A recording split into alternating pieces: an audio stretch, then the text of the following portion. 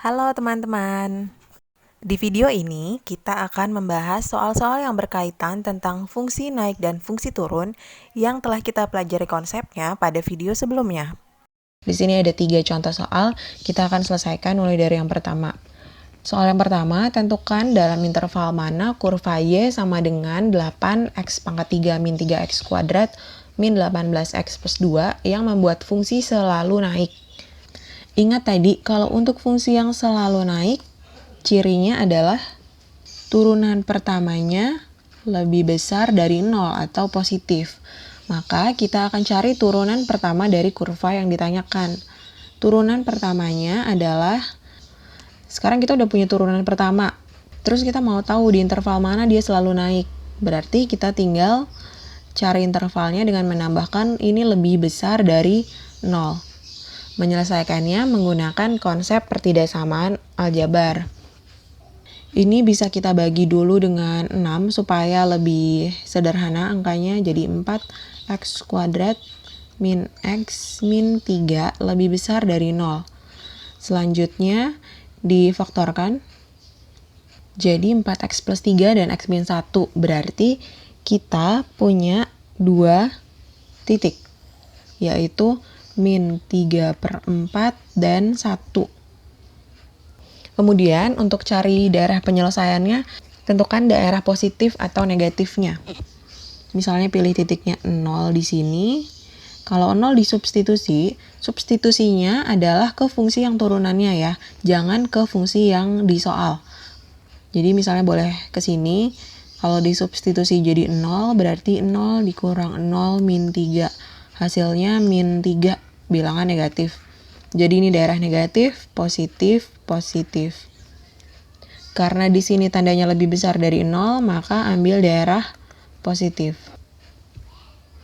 Sehingga kita tahu interval yang membuat fungsi ini selalu naik atau monoton naik adalah x lebih kecil dari min 3/4 atau x lebih besar dari 1.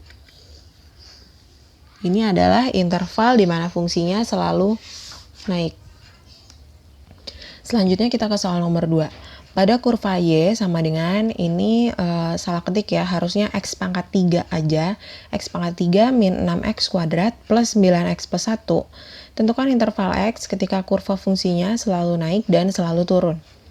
Jadi di sini kita akan mencari sekaligus 2, kapan dia naik dan kapan dia turun. Langkah pertama adalah cari turunan pertama dari si kurva ini.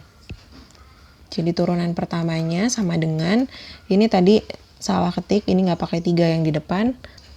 Setelah kita tahu turunan pertamanya, ini kita pakai yang lebih besar atau lebih kecil dari 0. Kita kan mau cari dua-duanya, kapan naik dan turunnya.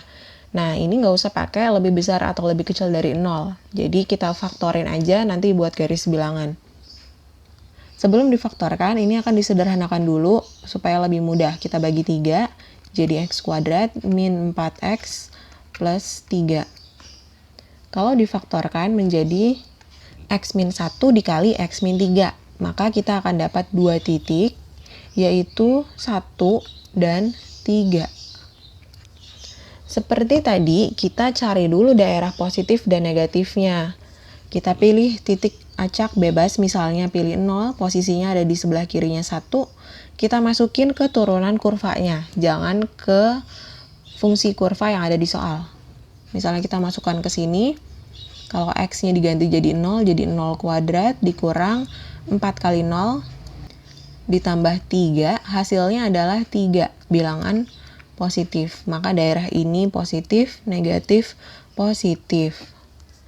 Selanjutnya, salah satu cirinya atau trik cepatnya adalah kalau kita sudah dapat garis bilangan dan daerah positif negatifnya, daerah positif itu menunjukkan fungsinya itu sedang naik.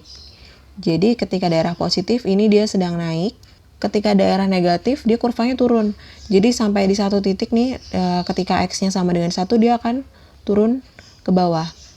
Lalu sampai di x-nya sama dengan 3 dia akan kembali naik.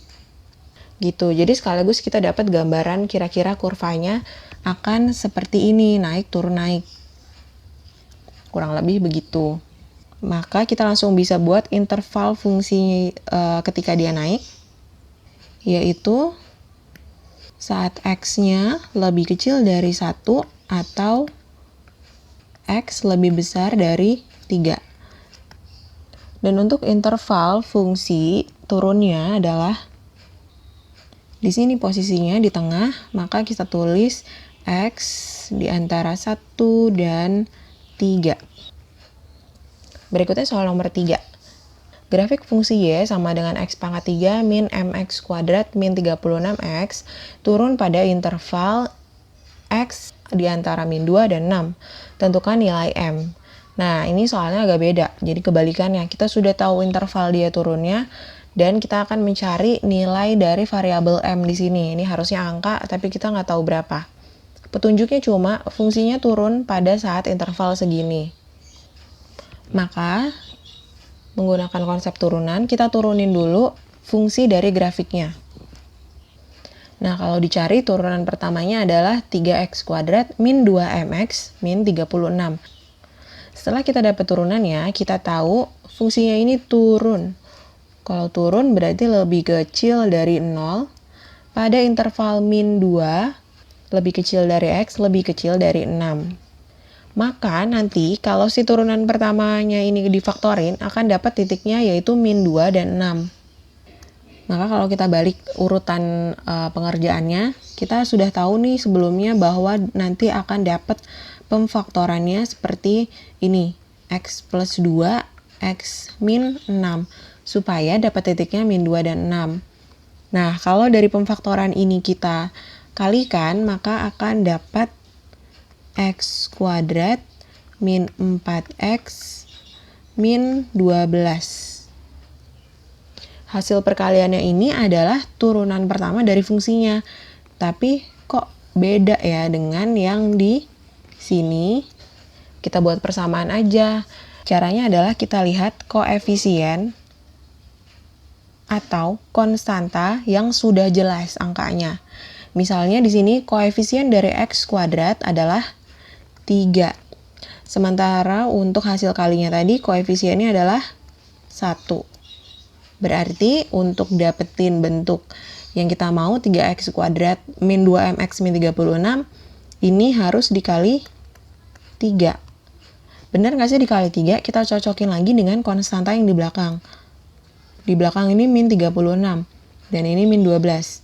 Untuk dapetin min 36, berarti min 12 harus dikali 3. Karena cocok nih sama-sama dikali 3, berarti untuk koefisien X atau yang di tengah ini, karena kita mau nyari M kan, ini juga harus dikali 3. Maka kita buat persamaan untuk mencari koefisien X yang belum ketemu tuh, yang ada M-nya. Min 4, kita kaliin 3, karena harus dikali 3 semuanya, sama dengan koefisien X yang satunya yang kita mau di atas adalah min 2M. Ini jadi min 12 sama dengan min 2M, maka kita dapat M-nya sama dengan 6. Min 12 dibagi min 2.